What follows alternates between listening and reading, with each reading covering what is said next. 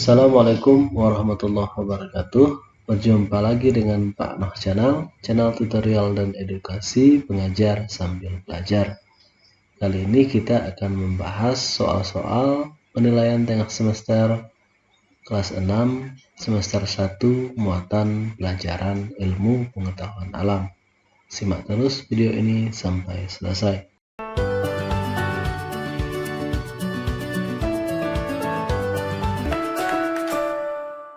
Baiklah adik-adik sekalian, sekarang kita langsung saja ke pembahasannya.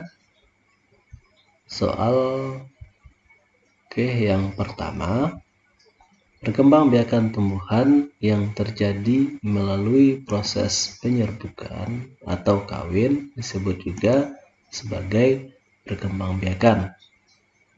Ada jawabannya. Yang pertama generatif, kemudian B vegetatif, yang ketiga monokotil, yang D dikotil. Kita bahas satu persatu. Jadi yang generatif itu perkembangbiakan secara kawin, atau generatif tersebut juga dengan kawin. Kemudian yang vegetatif itu secara tak kawin. Kemudian yang monokotil itu tumbuhan berbiji satu, sementara yang dikotil itu tumbuhan berbiji dua. Jadi jawabannya adalah perkembangbiakan tumbuhan melalui proses penyerbukan disebut juga dengan generatif.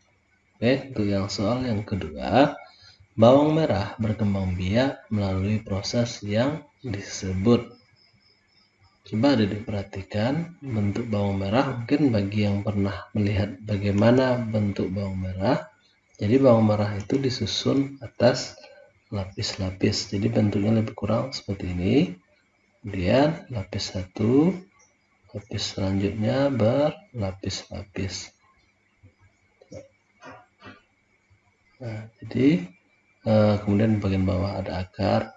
Jadi adik sekalian, cara perkembangbiakan bawang merah itu dengan cara lapis-lapisnya ini semakin lama semakin banyak, sehingga disebut juga sebagai perkembangbiak dengan umbi lapis. Jadi jawabannya adalah C. Kemudian yang selanjutnya, perkembangbiakan tumbuhan memerlukan bantuan. Jadi adik-adik sekalian, sebagian tumbuhan itu berkembang biak dengan bantuan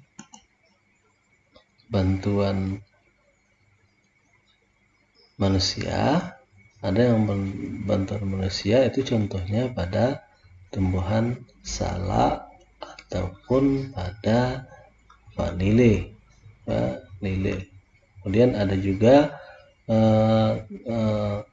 tumbuhan itu berkembang biak dengan bantuan hewan. Contohnya ada serangga atau lebah dan sebagainya. Kemudian ada juga dengan bantuan angin. Jadi perkembangbiakan itu sebenarnya secara umumnya memerlukan bantuan manusia, hewan, dan angin. Ini kita perhatikan opsinya, ada manusia, ada angin, ada hewan. Jadi sebenarnya jawabannya ditambah lagi dengan dan hewan, sehingga jawabannya adalah B. Kemudian lanjut, perhatikan tabel berikut. Hewan-hewan yang berkembang biak dengan cara bertelur adalah, coba kita perhatikan satu persatu. Pertama, ayam. Ayam berkembang biak dengan cara ayam itu bertelur. Kemudian yang kucing itu dengan cara beranak. Kemudian ikan lele dengan cara bertelur. Kemudian ikan paus dengan cara beranak karena dia mamalia atau hewan menyusui. Kemudian burung itu dengan cara bertelur. Jadi jawabannya adalah 1, 2, dan 3. 1, 2, oke, salah. Oke, kemudian 1, 3, dan 5. 1, 3, dan 5. Oke, betul. Kemudian 1, 4, dan 5 paus tidak. Kemudian 2, 4. Jadi jawabannya adalah B. Oke, kemudian hewan yang bertelur, dan mungkin pertanyaan seperti hewan yang bertelur dan melahirkan disebut juga sebagai hewan. Oke, jadi pengelompokan hewan itu berdasarkan cara perkembangbiakannya itu ada 3 macam. Yang pertama, hewan yang disebut dengan ovipar. Itu adalah hewan yang berkembang biak dengan cara bertelur. Kemudian ada yang disebut dengan vivipar atau hewan yang berkembang biak dengan cara beranak. Kemudian ada yang ketiga, ovovivipar atau berkembang biak dengan cara bertelur dan beranak. Jadi pada hewan ovovivipar ini, jadi jawaban pada soal ini adalah hewan yang bertelur dan melahirkan atau beranak disebut juga sebagai hewan ovovivipar. Oke, selanjutnya contoh hewan yang berkembang biak dengan cara melahirkan. Oke, kita perhatikan. Yang pertama kita lihat katak. Katak berkembang biak dengan cara bertelur. Kemudian ikan dengan cara bertelur. Kucing dengan cara beranak.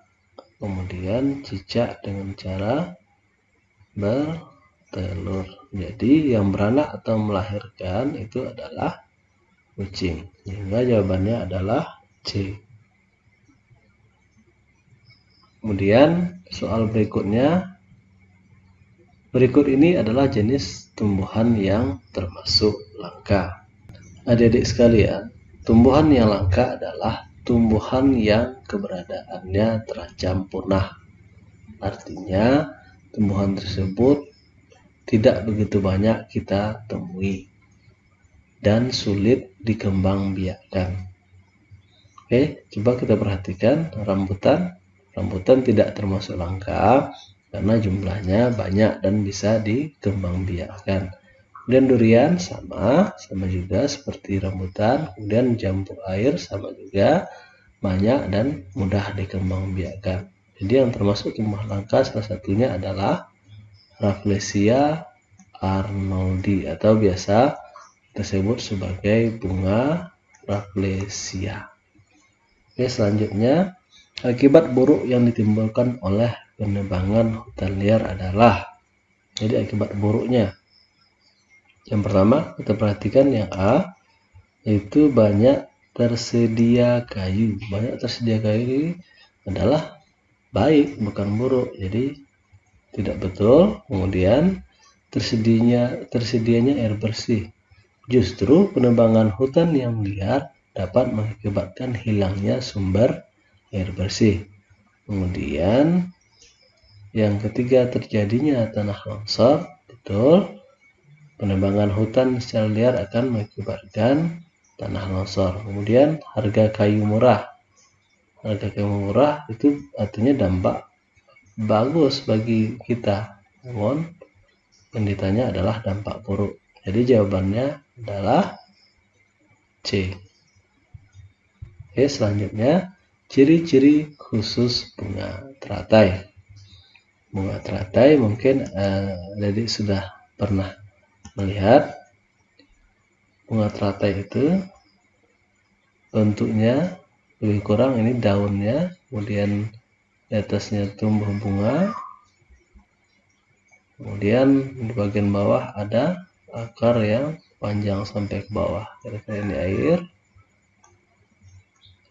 Oke, jadi bunga teratai itu memiliki daun yang lebar, itu fungsinya untuk melakukan penguapan, untuk memperbanyak penguapan karena hidup di daerah yang lembab.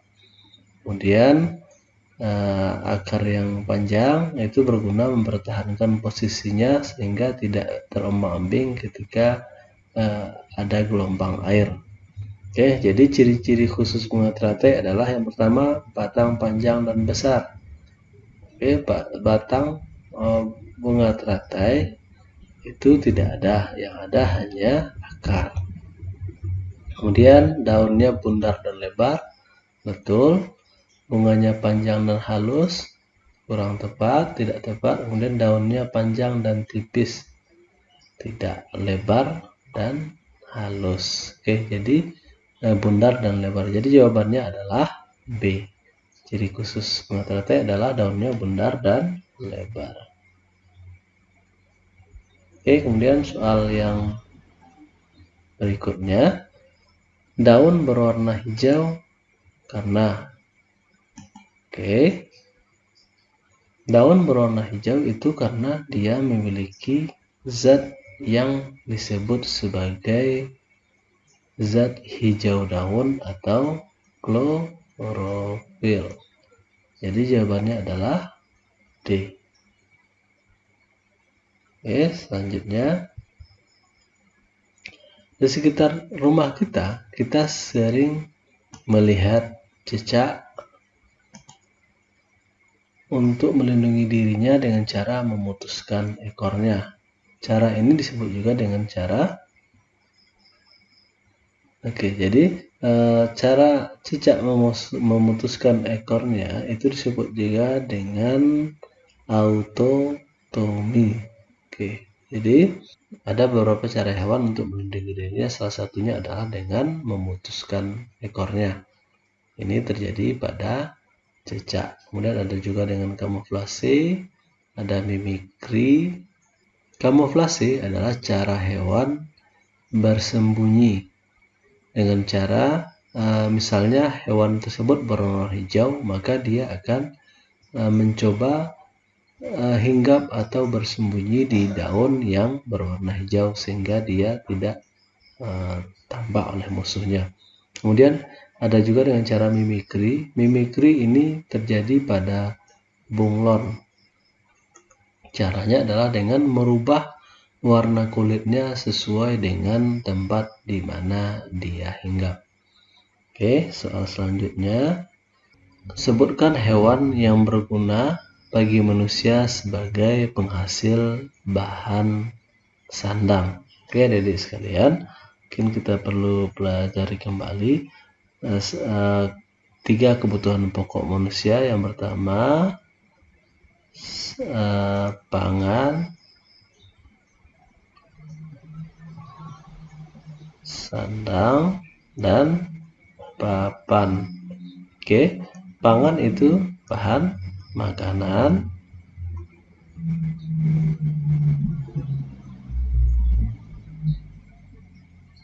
Sandang disebut juga dengan bahan pakaian.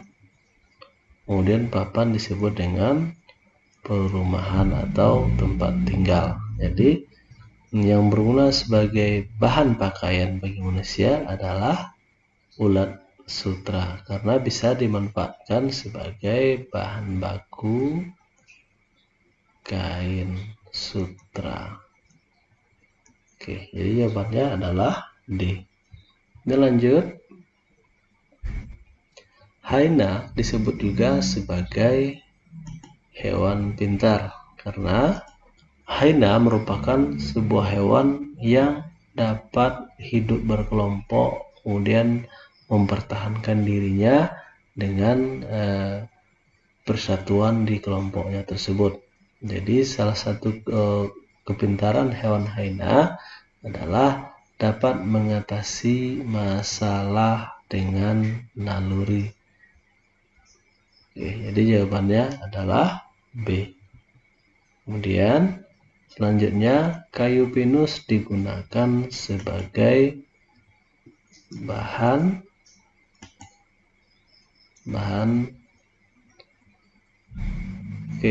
baku industri karena kayunya bisa diolah menjadi kayu yang bisa dimanfaatkan untuk perumahan. Jadi jawabannya adalah A. Lanjut, ayam, bebek, angsa dapat diambil bulunya sebagai bahan. Oke. Jadi bahan makanan tidak bisa, bahan obatan tidak bisa. Jadi jawabannya adalah C. Jadi bulu ayam, bebek, dan angsa dapat dimanfaatkan sebagai bahan kerajinan. Contohnya shuttlecock atau bola pada permainan bulu tangkis. Kemudian bisa juga sebagai kemoceng atau pembersih ruangan. Selanjutnya, kaki bebek memiliki selaput. Gunanya untuk apa? Berguna untuk adik sekalian. Jadi kaki bebek itu bentuknya lebih kurang seperti ini, memiliki jari-jari. Kemudian di antara jari-jari tersebut terdapat selaput yang menghubungkan. Jadi selaput ini digunakan untuk berenang. Jadi untuk memudahkan bebek berenang sehingga selaput ini dapat membantunya dalam berenang. Jawabannya adalah B. Oke, soal yang pertama, contoh rangkaian seri dalam kehidupan sehari-hari adalah. Apa contoh rangkaian seri? Contoh rangkaian seri dalam kehidupan sehari-hari yang bisa kita pakai itu adalah pada lampu senter. Jadi bentuknya lebih kurang seperti ini. Ini baterai, kemudian ini bola lampunya, bola lampu senter, kemudian dari senter kemudian kita aliri listrik, kemudian dari ini keluar lagi kabel, terpasang kabel sehingga menuju ke baterai. Jadi ini misalnya negatif, ini positif. Jadi arus mengalir dari baterai menuju lampu, kemudian akhirnya kembali lagi ke baterai. Jadi sebuah rangkaian yang lurus yang tidak bercabang ini kita sebut sebagai rangkaian seri. Oke, jadi jawabannya adalah lampu senter. Kemudian yang kedua, rangkaian seri disusun pada lampu senter adalah kecuali. Maksudnya adalah benda-benda yang disusun pada rangkaian seri. Jadi pada rangkaian seri senter itu ada baterai, kemudian ada bola lampu. Oke. Dari baterai kita hubungkan kabel, kemudian dari kabel dari lampu kembali lagi ke baterai. Jadi yang dibutuhkan yang pertama adalah baterai, kemudian ada kabel, kemudian ada lampu. Jadi kecualinya adalah kaca senter. Oke, perhatikan gambar di bawah ini. Gambar di bawah ini merupakan bentuk rangkaian. Oke, gambar di bawah ini. Oke, kita perhatikan bahwa rangkaian itu ada dua macam. Yang pertama rangkaian seri, artinya dia lurus atau tidak bercabang.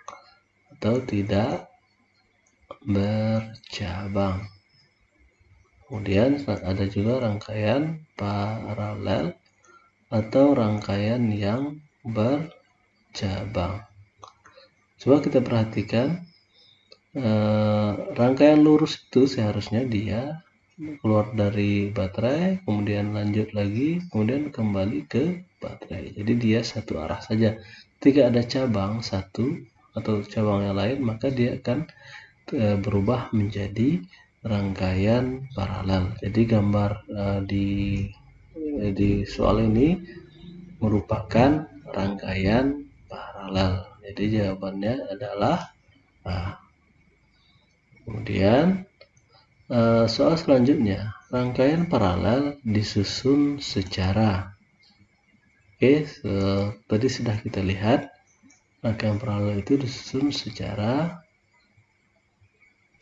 sejajar. Ya, jadi dia sejajar, lampu ini sejajar dengan lampu ini.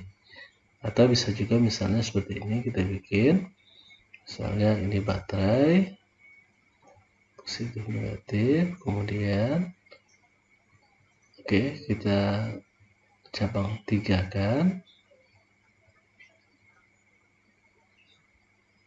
lampu dan lampu. Jadi rangkaian paralel itu disusun dengan sejajar. Ini sejajar dengan ini dan sejajar dengan yang ketiga. Jadi jawabannya adalah B. Oke, adik-adik sekalian, demikian saja pertemuan kita kali ini. Mudah-mudahan ada manfaatnya. Jika ada saran, kritik, dan sebagainya, silahkan ketikkan di kolom komentar. Mohon maaf atas segala kekurangan. Assalamualaikum warahmatullahi wabarakatuh.